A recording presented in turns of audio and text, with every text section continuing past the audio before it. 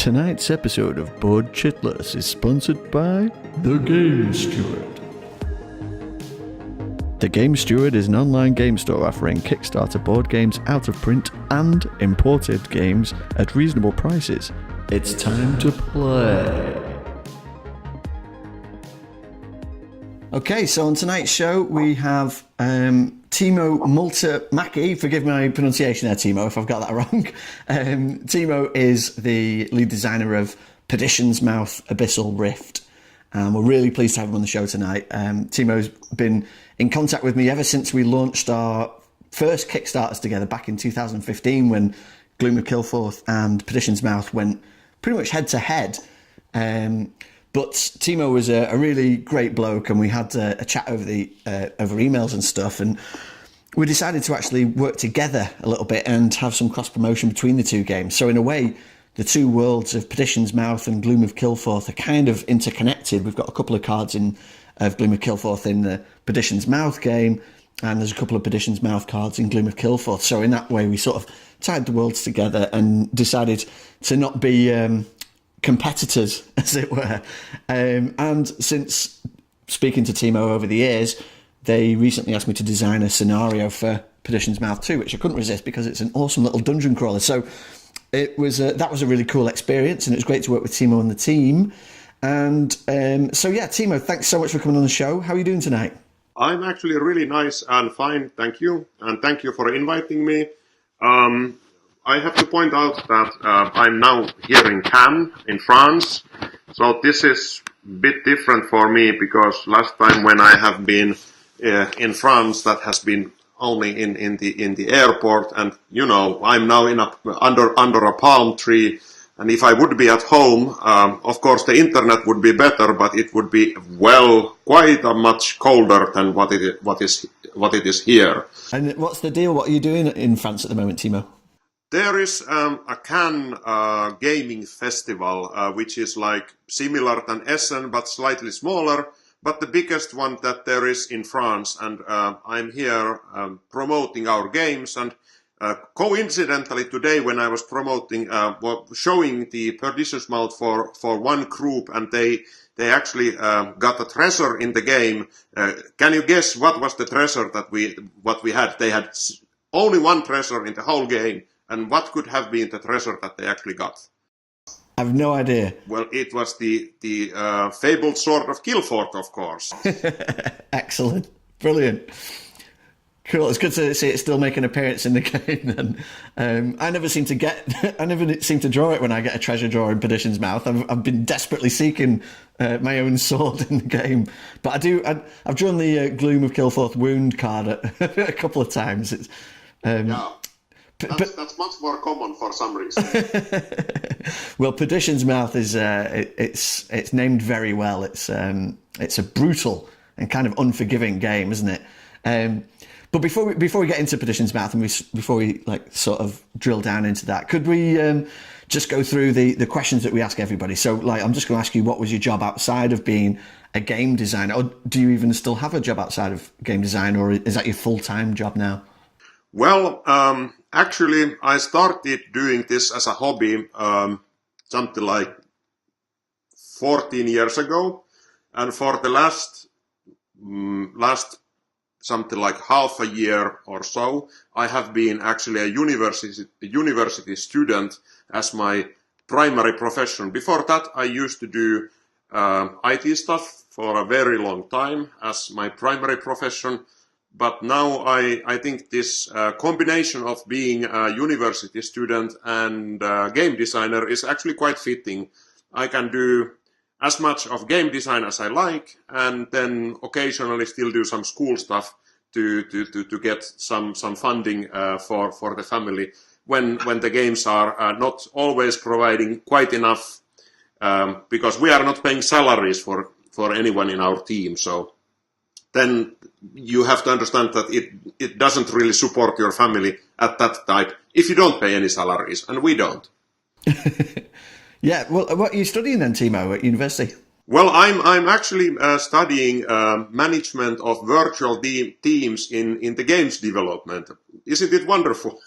It somehow coincidentally is very close to what I do in the game design of these board games. How did you get started? You mentioned that it was something like 14 years ago when you started with all of this. How did you transition from being presumably a gamer when you were younger to being like a sort of professional game designer? Could you give us some background on how that came about? Ooh, yeah. Well, basically, I have always designed games, even since I was, I think, 7 or 8. I did my first board games back then. They were not exactly good, but then the idea of designing board games kind of stuck.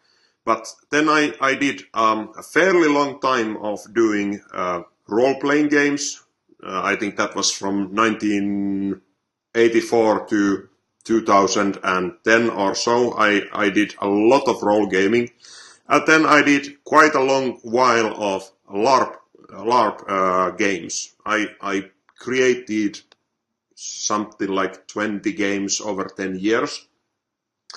This is the live action role playing, right? Yes. And then after that, I felt that I have done all the live action role games that you can humanly do.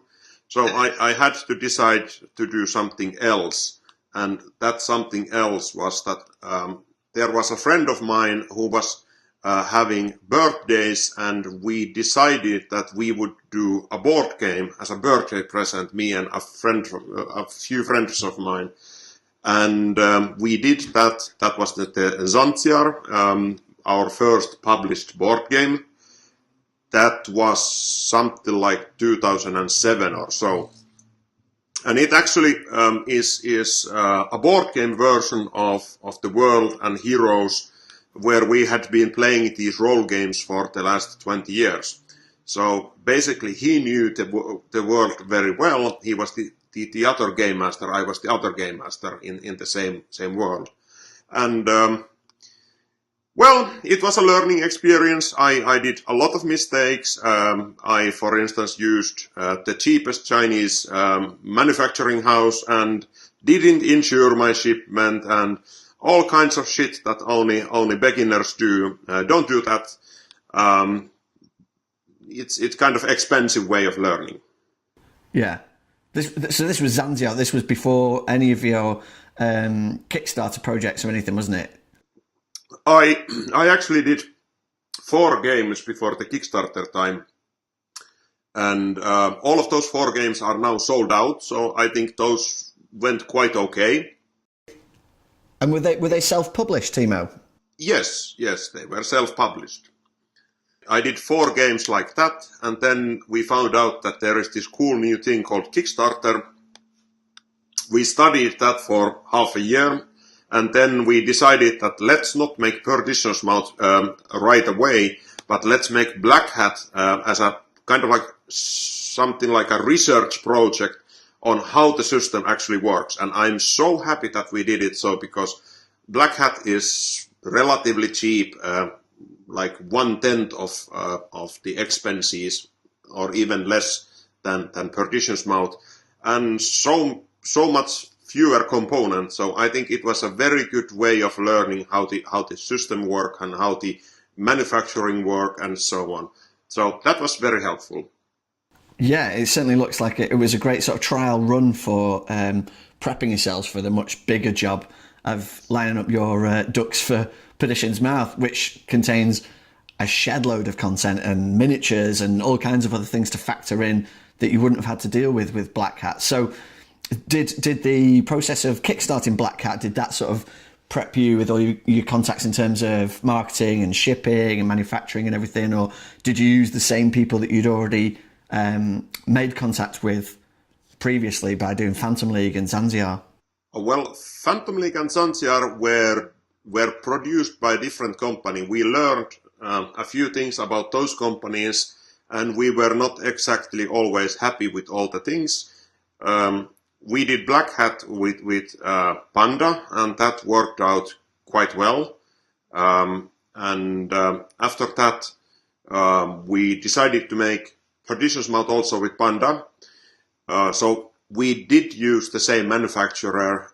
However, during the production or manufacturing of Perdition's Mouth, quite a few things went well, not exactly smoothly, and we are not using Panda any longer for that reason. So we have moved to a different manufacturer, so that we are aiming for even higher quality.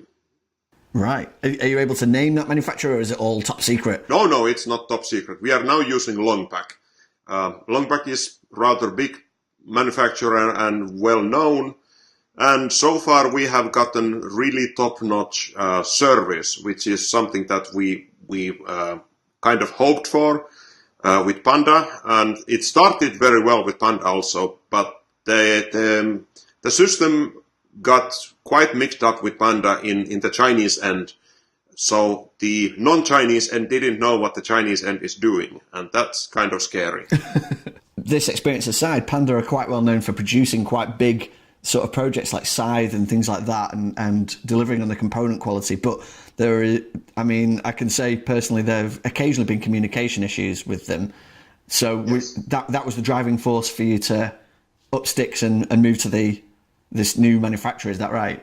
Yeah, and we had also quite a few packing issues. We had missing components, and when the components were when we informed that, hey, there are missing components, they said that, okay, we will spend a month to fix it, and then they shipped those games and they were not fixed. So we were not exactly pleased with that sort of information. So let's go back to 2015 then, Timo, because Black Hat was a fantastic success. I mean, you made €8,000. It funded, it overfunded, you delivered it.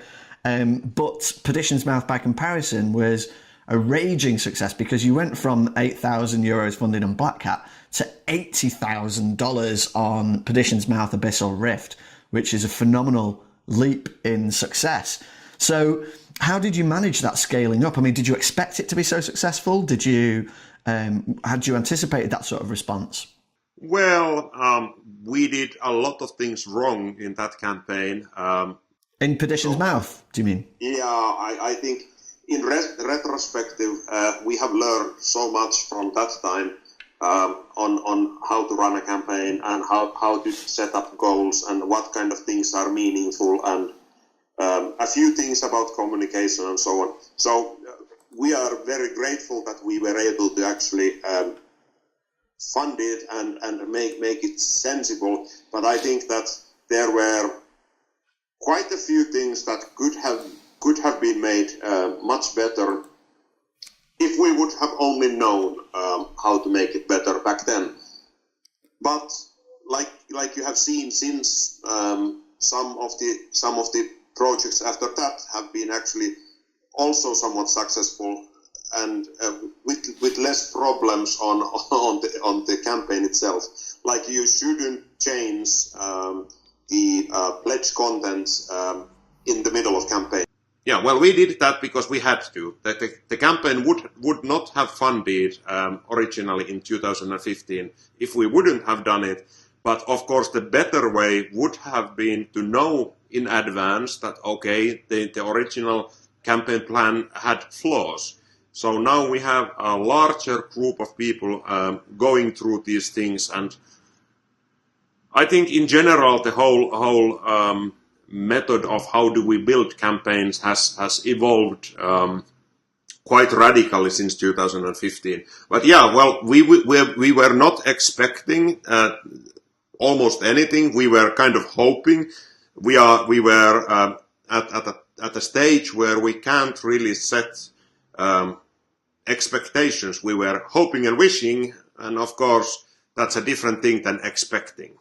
Yeah, well, I mean, one of the things I attribute your success to, Timo, is your ability to respond to the backers' demands and the backers' expectations and stuff, because as a backer following your campaigns, it's been apparent that you listen, to what people are saying. And so, and I guess your honesty in this situation and talking about the flaws and learning from your mistakes kind of thing I think it's a credit to you and how your company performs. And I think it keys into why, when you did the relaunch of Perdition's Mouth, it was even more successful. You had nearly 1,000 backers that time around, made even more money. You've got the traitor Guard expansion as well to increase the content amount. But what were your initial feelings or responses to when people would perhaps react negatively to the things that you changed during the campaign? How did you sort of manage that, and what were your feelings about what backers might have been saying about the campaign? Well, of course, we wanted to listen quite carefully. We knew that it's going to be risky to change things in the middle of campaign. We knew that this is not exactly easy thing, but luckily I had and still have an excellent team. So it's never has been like one man thing. Well, not in the Kickstarter time. Back in the time of Phantom League and so on, then it was pretty much like a solo enterprise. But now it's much like more diverse. We have talent in so many different areas, and it's really great because I can openly admit that there are areas where the other team members are so much better than me that the overall quality of what we can provide has increased radically over the years, just because I don't do any longer the stuff that I'm not really good at. Well, everybody brings a different skill set, right? I mean, I was in one of the last discussions with one of the last interviewees, we were talking about rule books, for example, and how designing a game, I think, is a different skill set altogether from designing a rule book for that same game. You know, those are two separate skills. Yeah, so it is great that you've got this dedicated team, and I know firsthand from working with, for example, your playtesting team, how hot and on it they were. You know, by the time I'd submitted the scenario, the feedback was coming through quickly, and the comments were incisive, and so you've got this really taut, professional group there. How did you accumulate these people? Is it as a result of the success with which the game's been received? Did you have people flock to you to sort of offer the services, or were you fishing for people to come and help out and join the team? I think all of those have been applicable. Every single thing that you mentioned, and then some more have been applicable. But I think most of that stems from the active participation of myself and some other team members in fairs, and also in Board Game Geek, and on some other forums, but much less so in other forums. So basically we have been openly telling, and we are still openly telling, that if you feel that you want to be part of the team, just send us a mail and let us know what would you like to contribute, and we will take a look how does it fit into our team needs.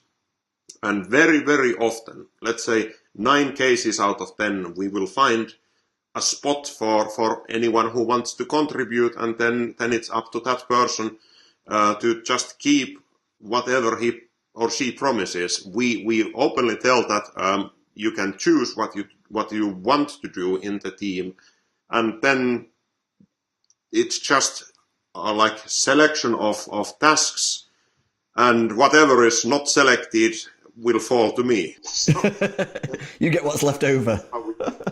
Basically,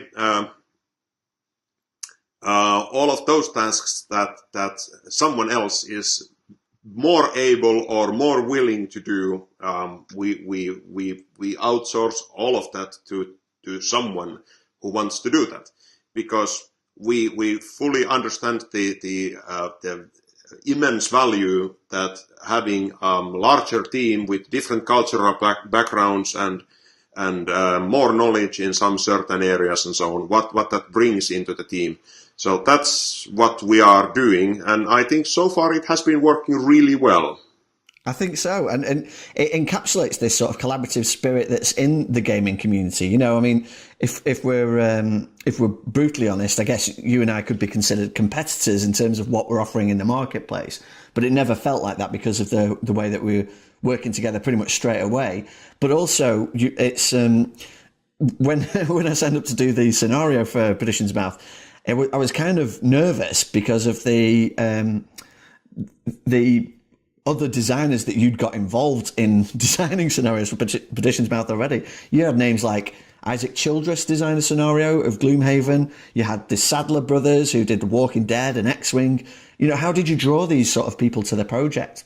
by honestly asking that would they be interested, and explaining that, okay, this is something that might sound funny, but we believe that you would be a good fit for this particular thing, and that we believe that both your fans and our fans would be happy to have this sort of cooperation. And frankly, quite many fans have said a very big thank you for instance, bringing the Gloomhaven and Gloom of Guildford and Perdition's Mouth together in this way.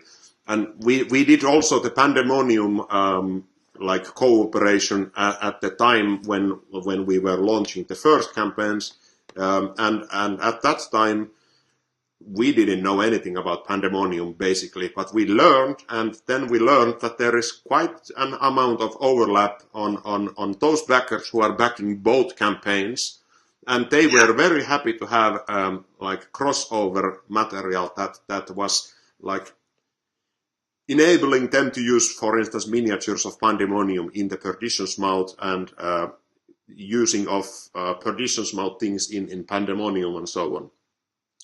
And some people are still asking those, but I think that the most visible cooperation things were the Sadler brothers and with you concerning the Gloom of Guildford. Those are the things that most often are being named as, hey, but you have this. So, but I think it's all stems from the simple thing of asking and giving reasonable explanation why would someone need to spend their time or energy to do this. Yeah, well, it's just having the guts to go out and see if they'd be willing, I guess. Yeah. And that leads us to one of the bigger names hanging over the project is Kevin Wilson, of course, the original designer of Descent. Could you talk about his involvement in the game? Because he was actually part of the design team, is that correct? Yes, that is. Kevin was participating a convention in Finland, and I was like one of his hosts back then for a few days, and we met and we played a very early prototype of Perdition's Mouth, but he saw some very potential things in there, and I made him an offer that he felt that he doesn't want to refuse, and Godfather style. It was not the Godfather offer or anything, so I didn't do anything that would be, let's say, considered immoral, but I think it was more that he felt that there are things that are improving the genre in general. So it was something that he felt that should be done. So then let's make it properly. And he actually was very much bringing the horror elements into the game. When I asked that, how could you do that? And he was very good at thinking outside of the box, that how those elements could be nicely brought in. He also did quite a lot of terminology things on what should we call certain elements of the game, and and general balancing, streamlining. So I had already back then the basic element, the rondel, for instance, that was already pretty much the same as it is now.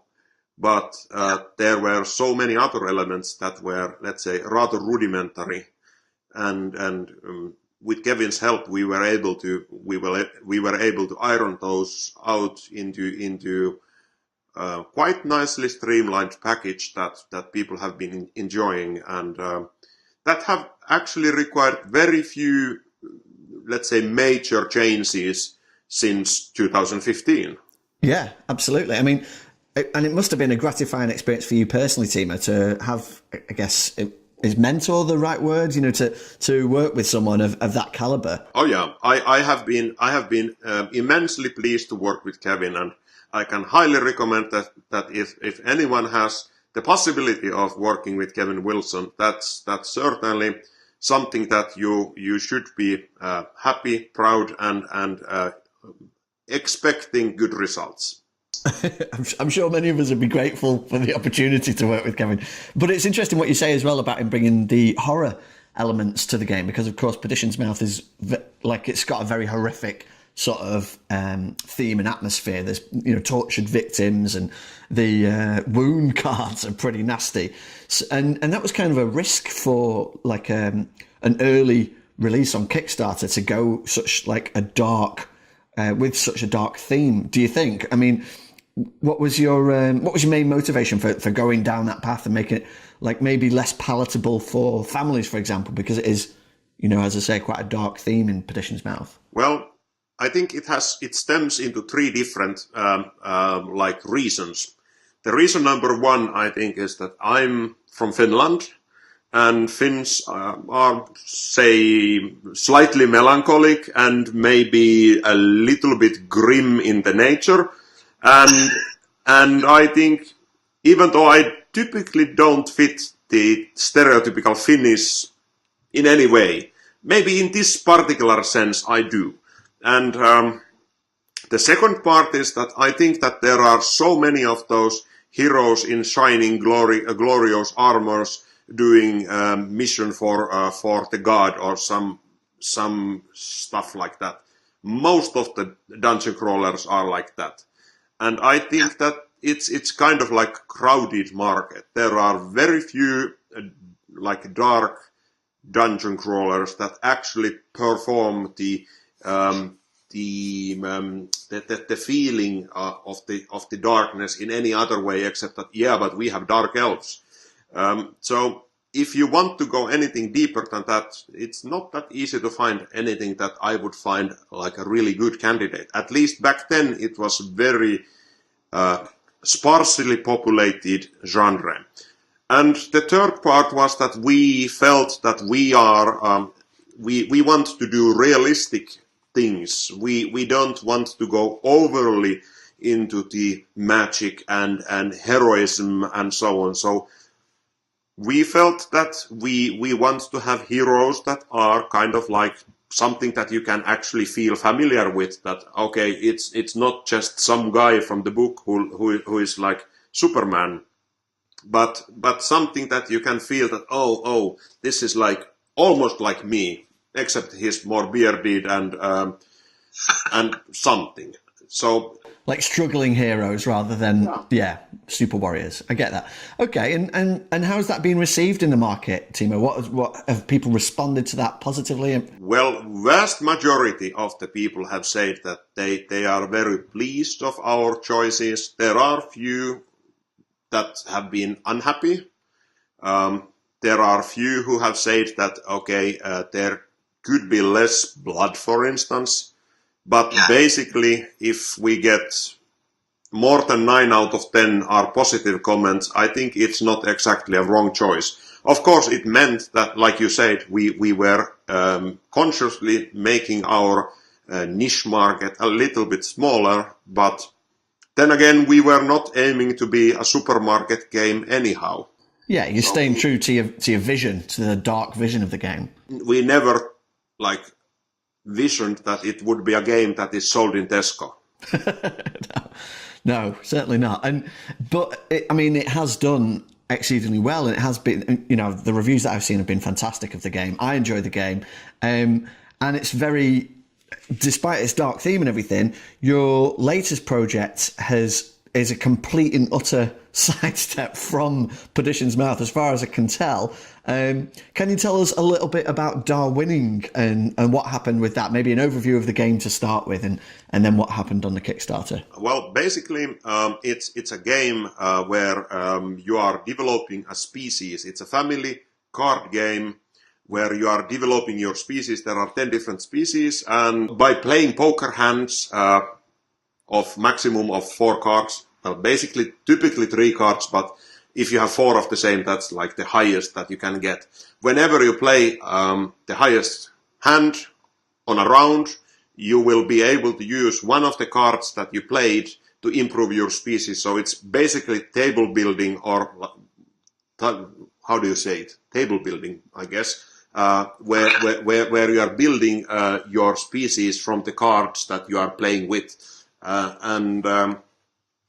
so far we have been receiving quite nice reviews, and all of the people in all of the fairs that we have participated have been really thrilled. Of course, it had the problem that our prototype graphics were considered too childish, so quite large majority of people were assuming that it's game only for children. And it's not quite so. It is a family game, can be played with anyone for age of 9 plus. Takes about 45 minutes to play, 2 to 5 players, 2 to 6 if the Kickstarter goes really well. And it's certainly a game where there is a lot of funny elements. Today we had, for instance, a group of French children playing, and in the end, the winning combination was an ant who grew teeth and then went on the food chain to be the top predator of the whole food chain. So the ant was eating all the dinosaurs and mice and birds and so on. And the other children were all laughing also for the concept that, okay, you have a meat-eating ant who is smarter than anyone else and having teeth. Well, I mean, it's a very imaginative idea, but it's a far cry from Perdition's mouth, isn't it? Was it important for you to get away from that, mentally, to get into a different design space with the game? I mean, how did the idea come about, or was it a deliberate decision to sort of step away from, the dark world of Perdition's mouth and do something that's, that 9-year-olds can play? Having had a 9-year-old back then, it kind of made sense, because of course our son is able to play Perdition's Mouth and was able to play Perdition's Mouth at age of 9 easily, because he has been part of the game testing team since I think he was 6 or so. We still felt that he needed games that he would be able to play with his friends, and his friends were certainly not capable of playing Perdition's Mouth at age of 9. Yeah. So we needed something different, and he was also interested by himself, like my wife, to help in the game design. And then that was kind of like a game that felt natural, that okay, this is something that is a family game that is actually designed by a family. So that kind of helped in the design, and was one of the reasons why we chose this kind of this kind of game theme.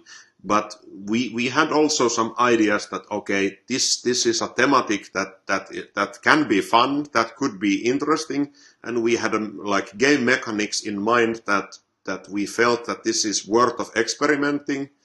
And when the first prototype that we did turned out to be actually quite good, we felt that okay, let's see if this actually flies. So yeah, we are certainly aware that it's very different than what Perdition's Mouth is, but we would like to remind you that so is Black Hat, so is Phantom League. They are all very different kind of games. So yes. Maybe we are not that much into the concept of one particular theme. We are more into the concept of doing thematic games in general. So all of the games that we do, we want to try to do it in a thematic fashion. Okay, well, I mean, if it's not too painful, then Timo, maybe you could talk to us about the process of cancelling the campaign, because that's what ended up happening, isn't it? The Darwinian campaign was cancelled. Yes. So could you talk to us about the reasons for that and your feelings about the decision of having to do that? As probably you know, but your listeners don't possibly know, we have been driving all around Europe. We left from Finland on 17th of January. And on 18th of January, one of our server computers decided to break. It has been working flawlessly for 4 years, and of course it has to die a day after we leave Finland. And of course we left that in Finland, and that meant that no emails were able to reach us. And you really can't run a successful Kickstarter if you have no email access. Not at all. So that was one of the reasons. The second thing that actually happened, at the same time was that all of our reviewers except 2 said that, oh, but for reason A, B, and C, we are delayed. So the reviews were also late. That was not exactly brilliant. And then we were like, this is not exactly very useful way of starting the game campaign. So we decided that let's postpone it by a month. And as a happenstance, the campaign starts tomorrow, the Saturday the 24th of February at 7 p.m. Central European Time. So in less than 24 hours, we have a new campaign which is much better, where we have the reviews, where we have the previews, where we have all the new art, where we have also working email access and so on. And when you were asking that, how did it feel? Well, of course, we were slightly unhappy, but then again, I have known to be unlucky beyond any, let's say, reasonable expectations before. So I'm kind of used to this. So I think Mr. Murphy must be a relative of mine or something. You do sound very philosophical about it, Timo. That's the kind of thing that could hurt, but I think it sounds like you're just shrugging it off and getting on with it. But it does seem like the best approach then to have all your reviews and everything lined up in advance and then going back at it again properly. So so how are you marketing the game for the relaunch? How are you tackling that? Well, we have been in Nuremberg Toy Fair a few weeks ago, and now we are in Cannes in France, in the biggest game fair of France. And next weekend we are in Portugal, where there is the biggest convention of Portugal. That would be the LeiriaCon. So we are going from convention to convention. It's a very effective way of spreading the word exactly to your target group, because we are then meeting only gamers. Of course, if we would have endless amount of cash, we could simply buy shitload of Facebook time and so on. But I don't think it's the style that we want to do. Sometimes we can use some exceptionally small amounts of money for actual advertisement. But typically, we believe that the games are best marketed by the players themselves, who are happy and who have felt that, okay, this is something new, this is something different. It's not a very fast way of marketing, but at least it also gives us the pleasure of seeing the people who are trying the game, hearing the feedback, seeing them smile. That's I think it's a big part of the experience, is having that no barrier between you and the gamers, and being able to demo with them directly and see their physical response to the game as well. Absolutely. That's very important. But the reach, as you mentioned, isn't perhaps the best because the time that it takes you to demo a game to a group of people, that's going to be it just takes a long time to explain the rules and go through a gameplay and everything, doesn't it? But if you've been physically on tour with the game since, did you say since January? Yeah, January 17th we left, and we are going back in for Christmas or so. So it's a full-on rock and roll road trip. Yes, we are doing 11-month road trip throughout Europe. And do you find that you are getting traction then from demoing directly? Do you get people who sign up there and then, or maybe do you just give out the flyers and information about the game? Yes, that's exactly what we are feeling, that this is a very effective way. And let's face it, that was the only way of marketing we did for Phantom League ever. We never did any kind of marketing in any kind of public ways. There was absolutely no social media. We didn't even have a website back then. So it's all word of mouth? Yes. And they still funded, and well, still were successfully produced games as well. And it sold out. And sold out, brilliant. Okay, well, I know you've got lots of other projects coming up in the future as well. So we'd love to get you back on the show and talk about the revised edition of Perdition's Mouth and any future expansions you might have for that. But for the time being, I want to thank you so much for coming and spending some time with us and talking about your games, Timo, and wish you all the best with the Kickstarter. Thank you, and it has been really a pleasure to be here. So let's be in touch. Excellent. Thanks for your time, Timo. Thanks. Bye bye.